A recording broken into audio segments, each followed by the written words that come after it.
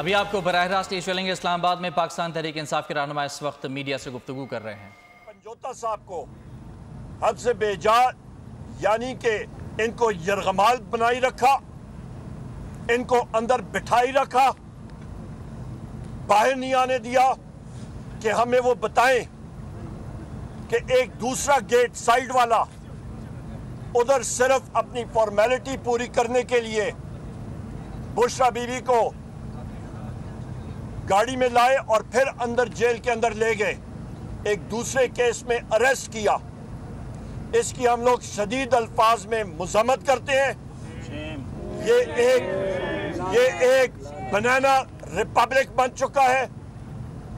और ये भी सिर्फ नहीं, यहाँ पे आज मेरे ख़वातीन और हज़रात, पाकिस्तान के मुसलमानों, आज हमारे रोंडे खड़े हुए। कुछ दिन पहले भी यहाँ पे चौकी में पार्लियामेंटेरियंस को निकाला गया और आज तो इंतहा हो गई।